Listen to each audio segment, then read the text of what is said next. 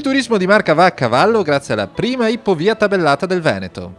Una novità presentata in occasione della Fiera Cavalli di Verona che farà felice il mondo degli equituristi, ma anche tutti gli appassionati della vacanza a contatto con la natura. Si tratta infatti di un nuovo modo di scoprire le bellezze dell'Alta Marca mediante un itinerario di 266 km che attraversa 9 comuni trevigiani immersi tra i vigneti del Prosecco e le incantevoli prealpi.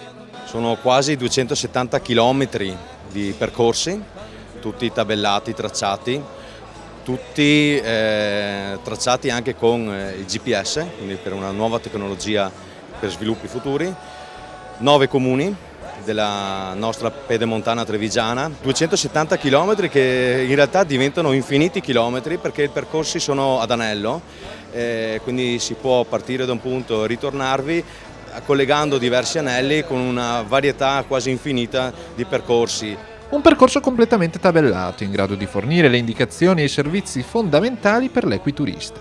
Dall'ospitalità al cavaliere alle zone di sosta per il cavallo, dal servizio dei maniscalchi agli agriturismi con le loro specialità agroalimentari. Il tutto a comporre un nuovo modello di turismo specializzato. La specializzazione passerà attraverso delle reti di impresa, o meglio dei club di prodotto, che organizzati in rete garantiranno dei profili di specializzazione in tutte quelle che sono i passaggi del turismo. Dobbiamo dare a questo cliente che spende solo in Veneto 15 milioni di euro un profilo di qualità nei pacchetti, nell'offerta, nell'assistenza di ciò che andrà a trovare in Veneto che evidentemente merita e che quindi gli operatori con questa legge si stanno dando. Per la marca trevigiana e per il Veneto, prima regione in Italia per presenze turistiche, l'opportunità di intercettare una nuova tendenza che vede nell'equiturismo un movimento in crescita.